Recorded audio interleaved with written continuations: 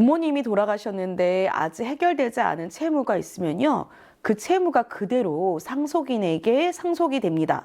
그런데 제대로 모르고 상속 포기를 하잖아요? 그러면 그 빚을 내 자녀나 아니면 친인척이 갚아야 되는 불상사가 발생할 수 있어요. 심지어 채권자들로부터 소송을 당하는 일도 발생할 수 있어요. 그러면 어떻게 해야 부모님 재산이랑 빚을 내선에서 전부 해결할 수 있을까? 각 상황에 맞게 한정승리랑 상속포기를 선택하셔야 되는데요. 때론 이 두 개를 섞어서 진행해야 되는 경우도 있습니다. 그런데 그 기준을 정확하게 모른다 보니까 문제가 많이 발생하더라고요. 그래서 오늘 영상에서는 언제 상속포기를 해야 되는지, 한정승리를 해야 되는지, 어떤 플랜을 세워야 되는지 정확하게 그 기준을 알려드릴 테니까요. 부모님의 상속 재산 중에 플러스 재산보다 마이너스 재산이 훨씬 더 많다면 오늘 영상 끝까지 확인해서 문제 없도록 미리 준비하셔야 됩니다. 안녕하세요. 가사법 전문 변호사 최선혜 변호사입니다. 변호사님, 부모님 돌아가신 후에 내가 받을 상속 재산보다 빚이 많으면요, 그냥 상속 포기만 하면 모두 해결되는 거 아니에요? 왜 상속 포기를 해도 빚을 갚아야 될 수 있다고 얘기하는 거예요? 정확히 말하면 법정 상속인은 1순위 상속인이 가장 먼저 받거든요. 그러니까 고인의 직계 비속, 보통 자녀랑 손자녀, 그리고 배우자가 1순위 상속인이에요. 이들이 상속 포기를 하면 그 빚은 어디로 넘어가나? 2순위 상속인에게 넘어가게 되고, 이들도 포기를 하면 3순위 상속인에게 이렇게 순차적으로 빚이 다른 사람한테 상속이 돼요.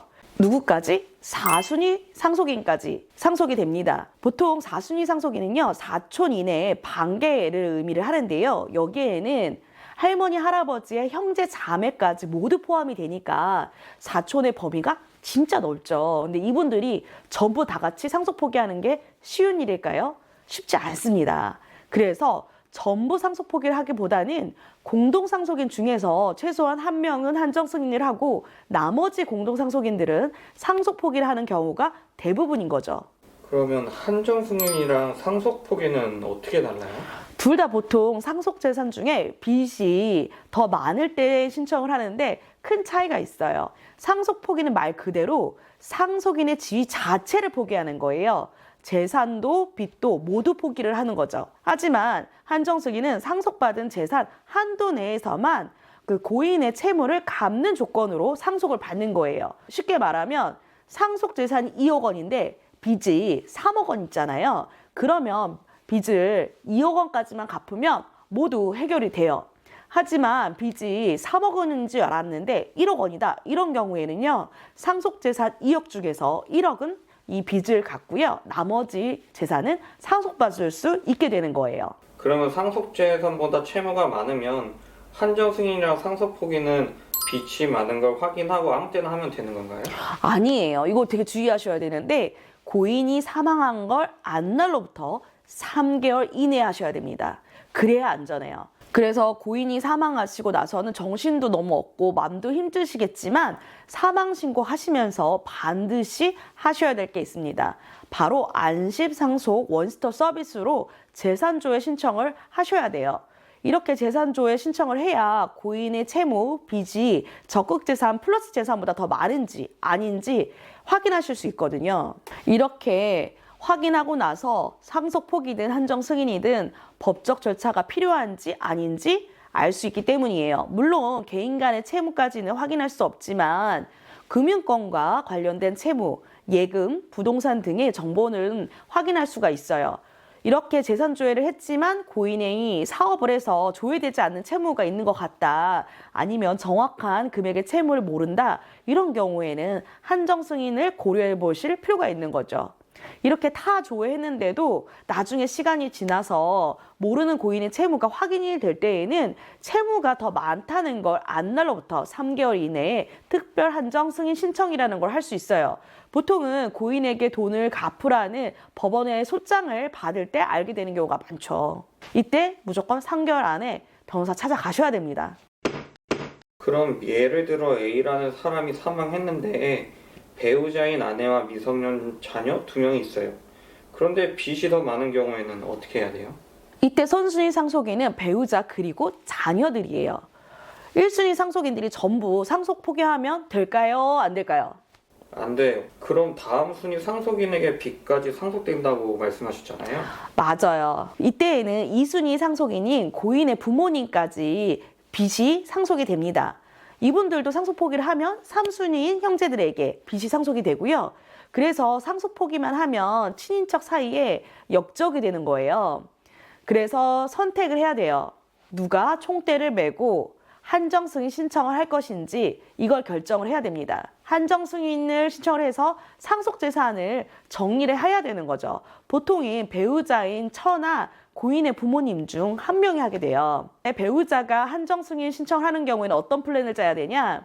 1순위 상속인은 고인의 직계 비속인 자녀들, 이 아이들은 상속 포기를 해야 되겠죠. 그런데 미성년 자녀들이 상속 포기를 하면요, 배우자 단독으로 상속이 되냐? 아닙니다. 이거 주의하셔야 되는데요. 이런 경우에는 고인의 부모님과 배우자가 공동 상속인이 돼요. 그래서 이때에는 고인의 부모님도 같이 상속 포기 신청을 해야 됩니다.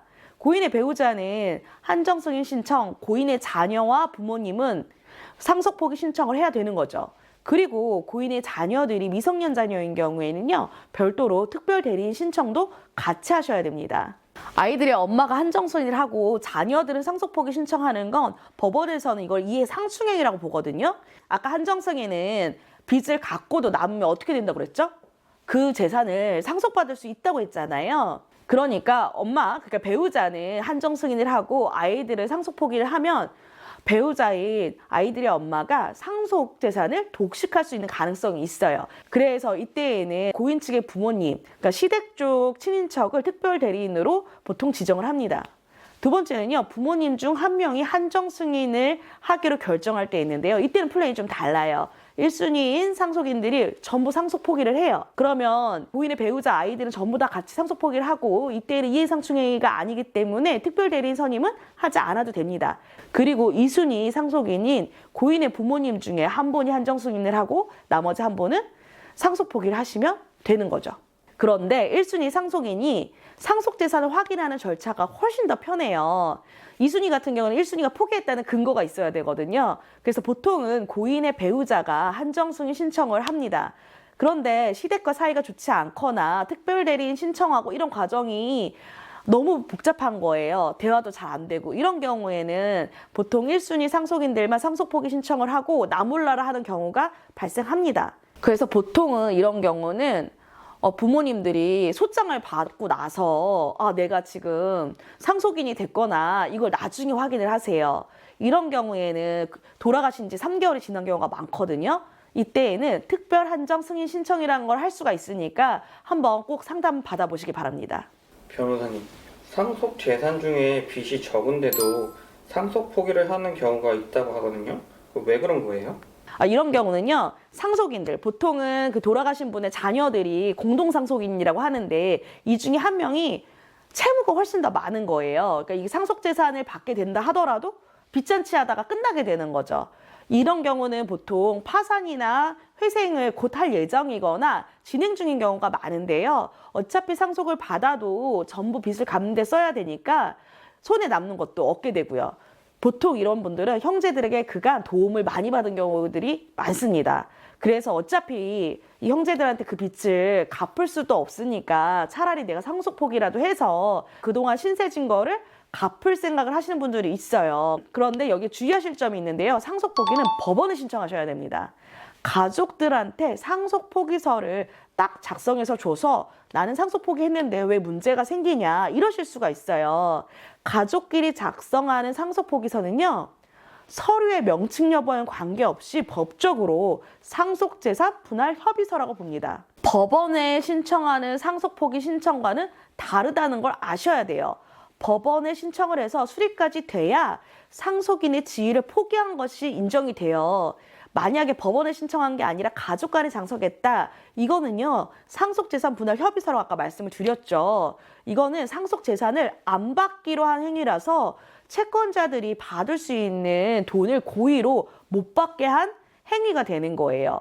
그래서 채권자들은 공동 상속인인 채무자의 형제들에게 사회행위 취소 소송을 할 수 있는 거죠. 그렇게 되면 형제들은 소송도 당하고 더 받은 돈도 토해내야 되는 거죠.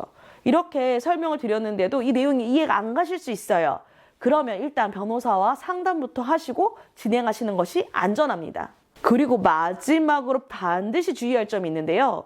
바로 절대 고인의 재산을 처분하거나 건드시지 말라는 거예요. 예금 이출행위 안 되고요. 부동산 처분행위 또는 등기행위 하시는 거 안 됩니다. 단순 승인으로 보고 빚까지 상속받을 수 있거든요. 오늘은 상속재산보다 채무가 많은 경우 한정승인과 상속폭행 중 어떤 걸 선택해야 되는지, 어떤 플랜을 짜야 되는지에 대해서 알려드렸는데요. 실제로 이런 플랜을 짜지 못해서 손자에게 빚을 지게 하거나 아니면은 친인척 간에 다툼이 발생하는 경우가 있습니다. 처음부터 제대로 알았으면 서로 감정 상할 일도 없고 시간과 돈도 그만큼 절약할 수 있었을 거예요. 그런데 그렇지 않은 경우를 보면 매우 안타까운 경우가 많습니다. 최소한 이 영상을 보시는 여러분들은 이 둘 차이를 명확히 구분하셔서요. 여러분들 각자에 맞는 방법을 선택하셔서 문제없이 해결하셨으면 좋겠습니다. 오늘 영상처럼 여러분께 도움이 되는 상속 관련 내용을 많이 준비해 놨으니까요. 구독, 알람 설정하셔서 꼭 확인해 주세요.